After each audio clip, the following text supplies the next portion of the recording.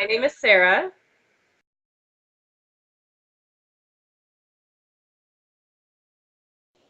I was 17 when I had my abortion.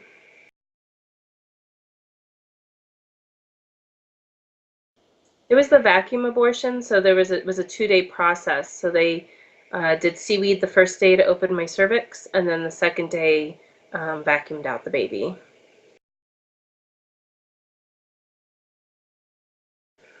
I think at the time I felt informed.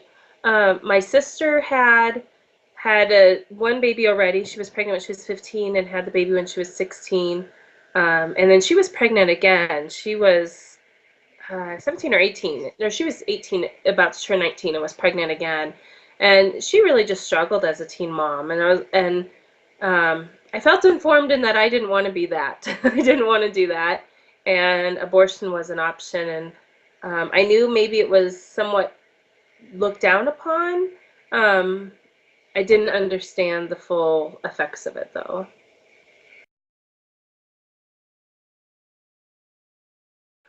I had been dating the baby's father for about 6 months. For about a year, I had been representing an organization called the International Order of Rainbow for Girls. It's a Masonic organization for teenage girls. And I had been elected to serve as basically the president of that organization, what's called the Grand Worthy Advisor. So the first year of that term, I was the Associate Grand Worthy Advisor. And that's when I started dating Ben, the baby's dad. About 3 months into our relationship, we started having sex, and I remember, like, for some reason, us wanting to be pregnant. Like, I remember going to the doctor's office. I was at Kaiser, and I took a couple pregnancy tests there at the doctor's office as opposed to buying them, and waiting for that to come back and being disappointed that I wasn't pregnant, which is really odd because I didn't want to be pregnant, but I think that's what he wanted, so I wanted that for him, and I wanted that to hold on to him. And so I remember that happening at least twice, having that experience, maybe 3 times.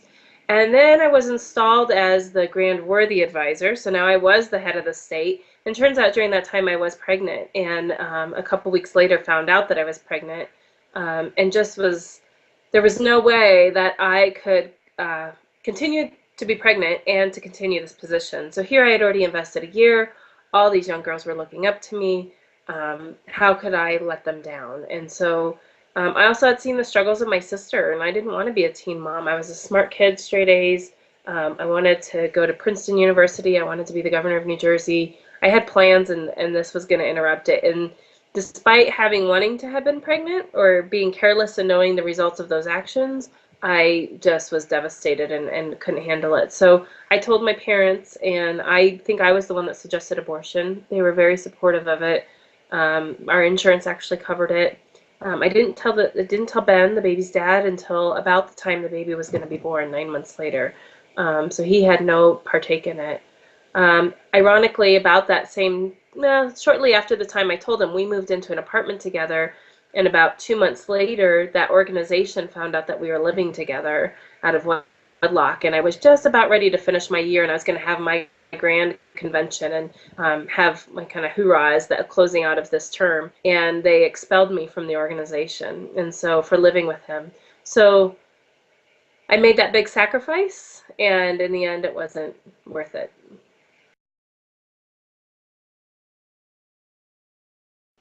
Yeah, his name's Joshua Alexander.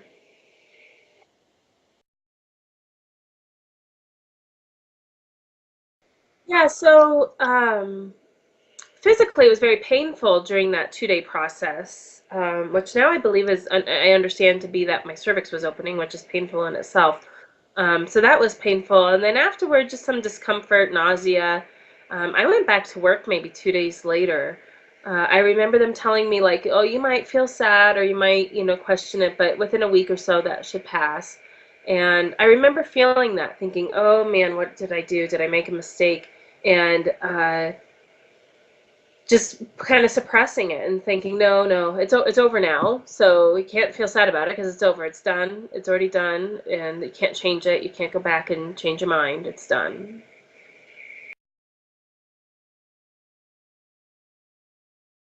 Yeah, that, and very different for me of when I figured out there were lingering results and when the lingering results started. So Um, about a year ago, a little over a year ago, I went to volunteer for a pregnancy center in my hometown, and they asked if I had had an abortion, and I had said yeah. And so they asked me to participate in a Bible study for healing for post-abortive women called Forgiven and Set Free.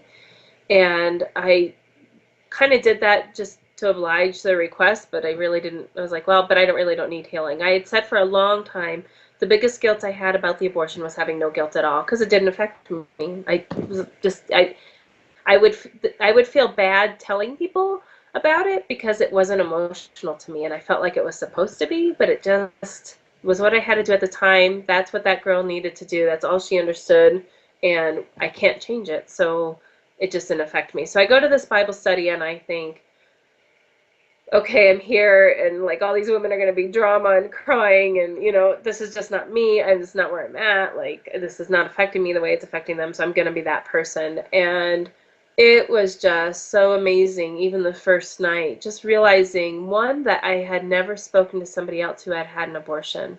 And so that silence really became obvious to me about that's where the power in this the struggle with abortion is nobody talks about it afterward. That was so blatantly obvious to me that night. But then as I started to get to know these women, I realized that the struggles I had been dealing with and that I had been in therapy for 5 years at the time were not unique to me. The anger, the rage, depression, anxiety, insomnia, promiscuity, I could just go on. Impatience, OCD, not that I'm diagnosed with OCD, but that kind of obsessive disorder, just all of those things were not unique to me, and come to find out they weren't even just a coincidence that the four of us in the room had it. This was a bigger picture, and there were so many. It even gives me goosebumps now thinking about it. There's so many women, and we all struggle with these same things. And all the guilt I had had for those 16 years, it's been 17 years now, but all the guilt I had had those years thinking that I was such a bitch, that I was just this horrible, mean person. And why did I have this temper when nobody else did? Why did I care about these things when nobody else did? Why wasn't anybody else concerned that if things were done right or efficient or perfect, or and just really struggling with that for so many years, just being what I thought people saw me as a mean person, but not understanding how I could change that. And so it wasn't until that Bible study that I realized that, and after that Bible study, or during that Bible study, working with my therapist and pinpointing that back to the time of my abortion and realizing before my abortion I wasn't like that.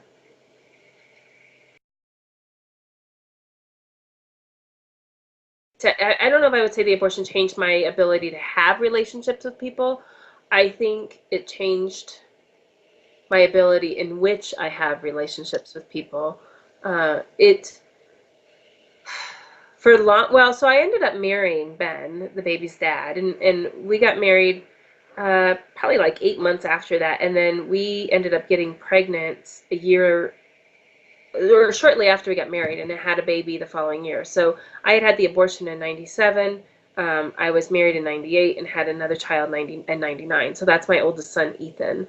But right after we had the baby, then in 2000 we were separated. In 2001 we're divorced. Or actually 2002 we're divorced. So I look back and I have to think that that abortion and just that distrust and the emotions that were starting to bubble for each of us, but not realizing they were related to the abortion, and just being so young and immature affected our relationship. But after Ben, then I mean, even before we were divorced, I was just so promiscuous. I was searching for that love, searching, I think now I realize, for that healing, for somebody to tell me I love you despite, despite what you've done, I love you. Despite the abortion, despite all my other sins, despite who I am, I still love you. Searching for that and looking through that through sex. So very promiscuous, and then had a couple serious relationships, and I can see one specifically where that anger and perfectionism and just anxiety and OCDness and just all of that really affected the relationship, and I just really tore him down. And I think probably because I felt so bad about myself, and that I couldn't fix anything about myself, so I had to fix him. And I think that's been the focus of my relationships up until my marriage.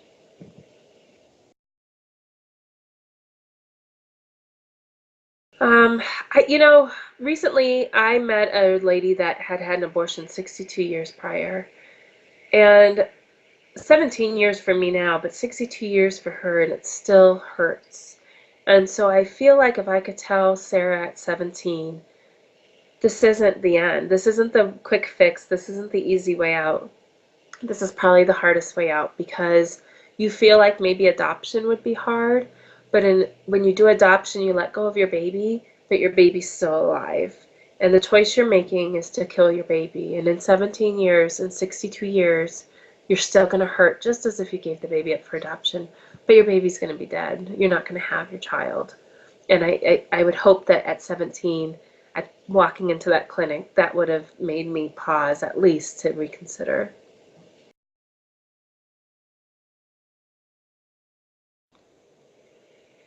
I mean, I guess I would just have to feel her and feel her energy and feel where she's at. But I think just knowing, I think there's this misconception, and I definitely have it, and I tend to believe most people that are looking at this tend to have it of, it is that quick fix, it is the easy way out. I mean, you have three choices essentially. You can keep the baby, you can give the baby up for adoption, or you can have an abortion. And the first two sound very difficult. The second one possibly the most. It depends on how you look at it. You have a baby, you have to raise the child and maybe struggle in the early years. The second one's probably the hardest emotionally. I think we look at is, oh, well, how could I ever have a child and then give it up for adoption? But if I can't do that, I can't have it. So I'm left with my third choice, abortion. And we think that's easy. And we think that's just a quick fix to this problem. I mean, after that, the problem's done. And what I'd want to share with girls is that it's not done. It takes the child out of your womb, but you will suffer for the rest of your life for killing your child. And so in that moment, wagging your finger at that girl is not going to change her heart. And what I really stress to people is, have you ever changed your mind because somebody wagged their finger at you or was, you know, just saying you're killing and you're hurting and you're sinning and doing all that? That doesn't change someone's heart. That doesn't change their disposition. It doesn't change their mind. And so just the compassion and praying for these women and just showing them love and helping them to understand what else is out there. Um, because when we go at them with anger or, confrontation, they're going to put up a wall and not hear us. And so that encouragement and education should be there not only in that moment of desperation, but let's start a younger age with girls to help them understand that, we are worthy and we do have dignity and we can handle even the tough times, and that there is support around us. There's people that love us. There's people that will help take care of us no matter what the situation.